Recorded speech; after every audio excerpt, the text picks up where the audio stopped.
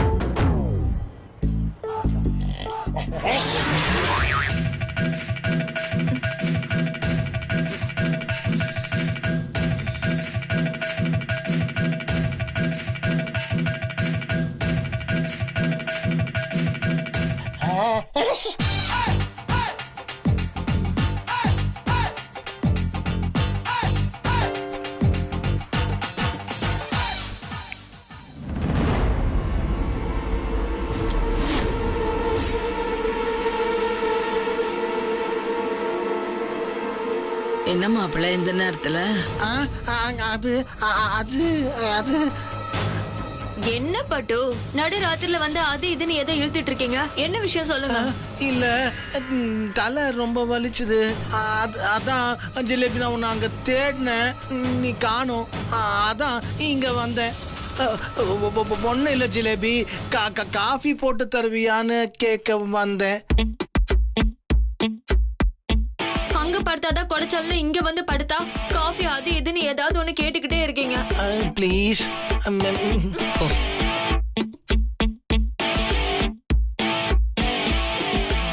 போங்க.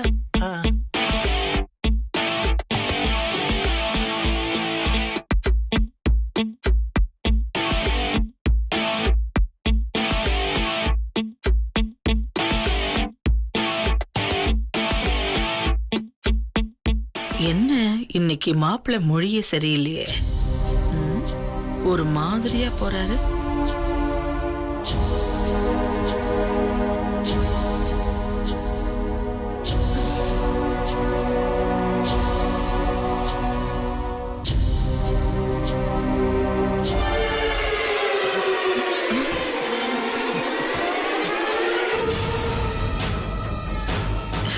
யாரு?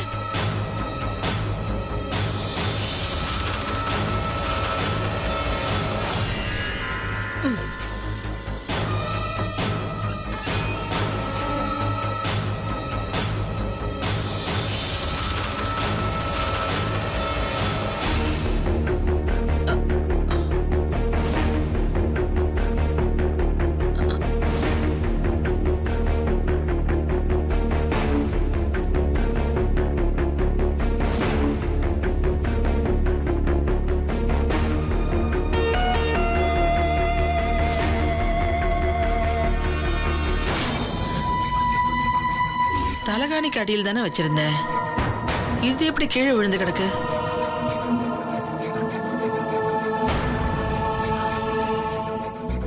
என்னது இது? சோப் போட்டு இருக்கிற மாதிரி இருக்கு.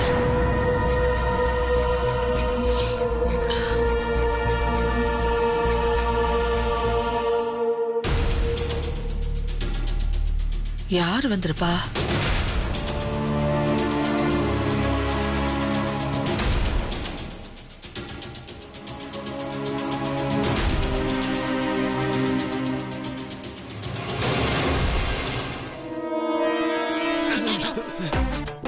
என்ன மாம்ஸ் இப்படி சொதப்பிட்டீங்க? கூடவே அந்த குழி பறிக்கிறது தானா? நான் என்ன பண்றது கார்த்தி? தும்மல் விக்கல் எல்லாம் சொல்லிட்டா வரும், அப்படியே தானா வரும். அதான் வந்துருச்சு. எப்படியோ 2 பேரும் மாட்டிக்காம தப்பிச்சதுதான் பெரிய விஷயம். சரி, சோப் எங்க? அச்சடிச்சி எங்க?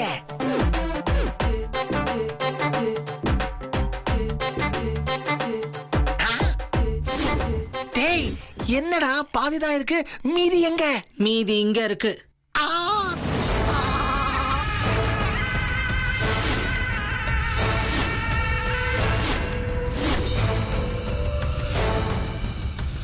இந்த சாவி ஐடியா யார் கொடுத்தது?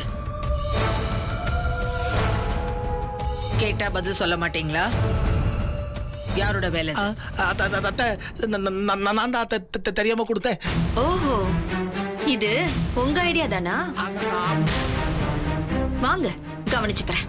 ஐயோ, இந்த சாவி கொத்த அச்செடுத்து டூப்ளிகேட் சாவி செஞ்சு என்ன பண்ண போறீங்க?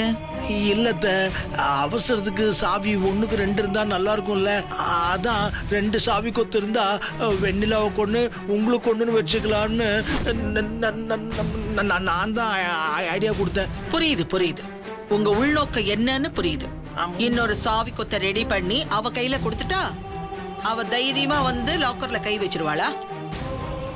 இல்ல என்ன மீறி அவளால வைக்க முடியுமா? இப்படி 2 பேரும் இருக்கீங்களே, ஐயோ! மாப்பிள்ளதான் கோமாளினா புள்ள அதை விட கோமாளியா இருக்கேப்பா. நினைக்கிறதுக்கே கடுப்பா இருக்கு. இன்னொரு தடவை யாராவது கொத்து சாவி மேல கைய வச்சீங்க, வெச்ச கையில சூடு வச்சிருவேன். வந்து கவனிச்சுக்கிறேன். மாமா, தேவை எனக்கு. உங்க கூட சேர்ந்து நானும் கோமாளி பட்டம் வாங்கிட்டேன். எல்லாம் உங்களாலதான். ஐயோ, இவ வேற இங்க வந்தா. உன்னை கோமாளின்னு சொன்னது ரொம்ப ரொம்ப தப்பு. பாத்தியா? தேங்க்ஸ் சிம்ரன். உன்னை முட்டாள்னு சொல்லிருக்கணும். என்ன நீ இப்படி எல்லாம் பேசுற? இப்ப எதுக்காக டூப்ளிகேட் சாவி செய்யணும்னு பிளான் பண்ணீங்க? நீங்க எல்லாரும் பேசிட்டு இருந்தீங்கல்ல, உங்க அக்கா கூட சொன்னாங்களே சாவி வெண்ணிலா நீ கைக்கு வரணும்னு. சாவிய டூப்ளிகேட் பண்ணி வெண்ணிலா அக்கா கையில கொடுத்தா பவர் வந்துருமா? அன்னைக்கு பூஜா அக்கா சாவின்னு சொன்னது சாவிய இல்ல, அதிகாரத்தை. இந்த வீட்டோட நிர்வாகம் பண்ற அதிகாரத்தை. இப்படி சகலமும் வெண்ணிலா அக்கா கைக்கு வரணும். அத சொன்னா எதையோ புரிஞ்சுக்கிட்டு கோமாளி பட்டம் கட்டுறாங்கன்னு இதுல வருத்தம் வேற. கோமாளிய கோமாளின்னு சொல்லாம வேற என்ன சொல்றது? நான் தான் ஏமாளி. சிம்ரன்,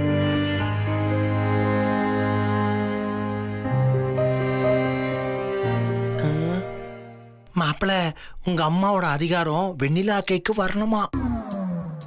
கேட்டியா? அதிகாரம் எந்த கடையில விக்குதுன்னு கொஞ்சம் விசாரி கார்த்தி. என்ன அப்படி பாக்குற?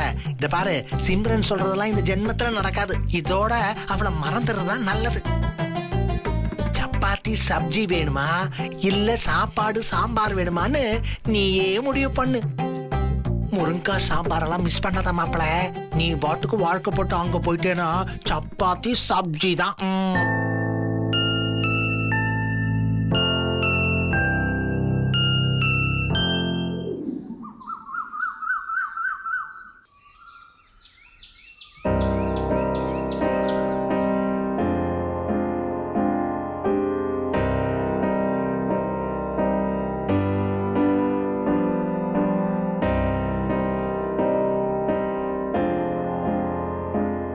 Pooja, good morning. எங்கம்மா புருஷன் அசோக்கு? பூஜா உன்னதான் கேக்குறேன். என்ன பதிலே காணோம்? கோவமா? ஆமா அண்ணா, கோவம்தான். நான் என்ன தப்பு பண்ணேன்? நானும் உங்க தங்கச்சி தானே, உங்க மேல கோவப்பட எனக்கு உரிமை இல்லையா? இருக்கு உரிமை ஏகப்பட்டது இருக்கு. ஆனா கோவத்துக்கான காரணத்தை சொல்லிட. அது என்னன்னு சொன்னா தப்பு இருந்தாலும் அதை கரெக்ட் பண்ணிப்பேன். இங்க வச்சு என்னால என்ன கோவம் என்ன விஷயம்னு எதுவும் பேச முடியாது. உங்க ஃப்ரெண்ட கேட்டீங்கல்ல, அவர் ரூம்ல தான் இருக்காரு. வாங்க ஒரு நிமிஷம், அவரு உங்ககிட்ட பேசணும்னு சொன்னாரு. தாராளமா பேச. எங்க டேய்? ஐயோ அண்ணா, மாடிக்கு வாங்க.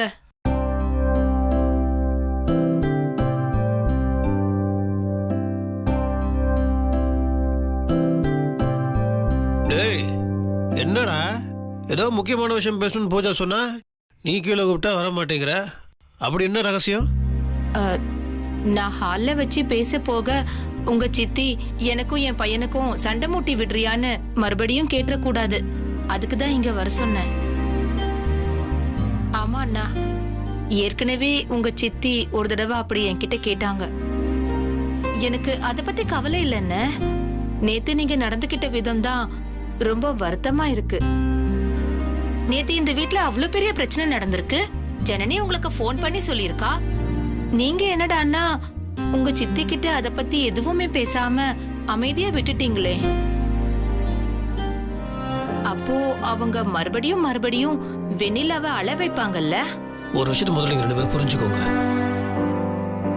சித்து கிட்ட நான் ஒரே விஷயத்த மறுபடியும் சொல்லிட்டே இருக்க முடியாது. நான் அவளை எதிர்த்து பேச மாட்டேன். சித்தி எனக்கு அதை எப்படி சொல்றது, எனக்கு எல்லாமே சித்தி தான். ஆனா அதுக்காக நான் என்னைக்குமே வெண்ணிலாவை விட்டு கொடுத்தது கிடையாது. வெண்ணிலாக்காக தான் நான் பேசுவேன். சித்தியை நான் பார்க்கணும் இல்லையா? அவங்க வயசானவங்க, அவங்களுக்கு உடம்பு சரியில்லை. ஆனா இப்ப நான் வெண்ணிலாக்கா அதை பண்ணுவேன் இதை பண்ணுவேன் நான் சொன்னேன்னா அதையும் நீங்க நம்ப போறது கிடையாது. நான் சித்தி மேல அக்கறையா இருக்கேன் அதுகிட்ட சொன்னா அதுவும் என்ன நம்ப போறது கிடையாது. இப்ப வெறும் என் வார்த்தையெல்லாம் விட்டுட்டு நான் செயல என்ன பண்ண போறேன்னு பாருங்க. அப்பதான் உங்களுக்கும் என் மேல நம்பிக்கை வரும். வெண்ணிலாவை நான் விட்டுற மாட்டேன்.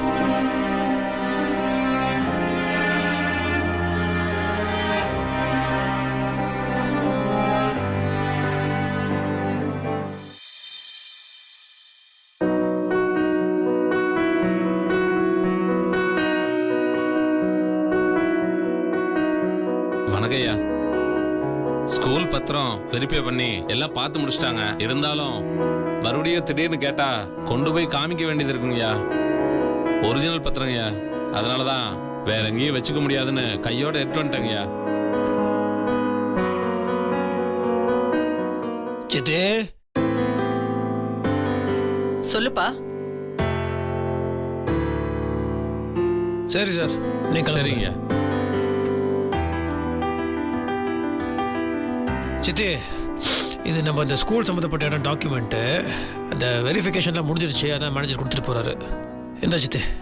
அப்படியாப்பா?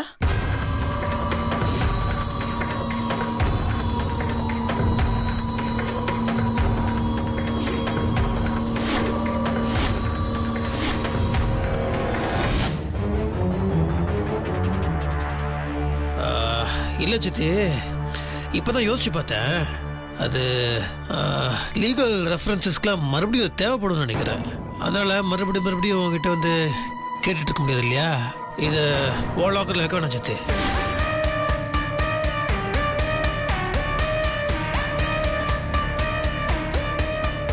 அப்போ லாக்கர்ல வைக்காம வேற எங்கப்பா வைக்கிறது? இல்லை, நான் ஏன் சொல்கிறேன்னா சித்தி, ஒருவேளை அது மறுபடியும் எனக்கு தேவைப்பட்டு அந்த நேரம் பார்த்து நீ ஹாஸ்பிட்டலுக்கு போய் நீ செக்அப் பண்ணுற நேரத்தில் உனக்கு நான் ஃபோனை போட்டு ஃபோனை எடுக்க முடியாத சூழ்நிலை உனக்கு ஏற்பட்டு மறுபடியும் நான் கஷ்டப்பட்டு எதுக்குதுன்னா என்கிட்ட இருக்கட்டும்.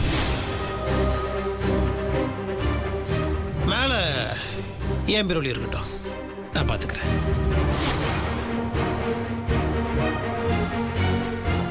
வெண்ணிலா,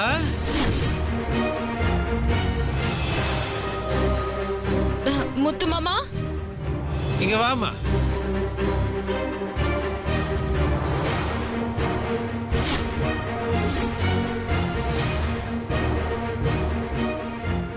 சொல்லு மாமா. சமையல் கட்டில என்ன வேலை பார்த்துட்டு இருக்கிறியா? இல்ல, அதெல்லாம் ஒண்ணும் இல்ல மாமா, நான் பாத்துக்கிறேன். என்ன நீ பாத்துக்கிற? கையில அடிபட்டு இருக்குல்ல, தண்ணி படக்கூடாதுன்னு சொன்னல. எல்லா வேலையும் நீயே பண்ணிட்டு இருந்தனா வேலை செய்யறது தானே இருக்கியா? இது ஸ்கூல் டாக்குமெண்ட். மேலே கொண்டு போய் நம்ம பீரோல வை.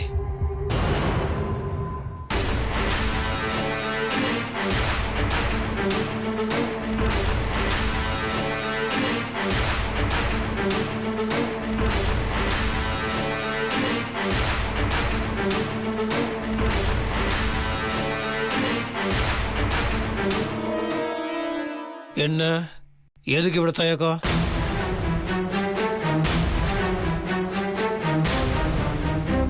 நான் சொல்றேன்ல, மேலே கொண்டு போய் வை. ஓடி ஓடின்ற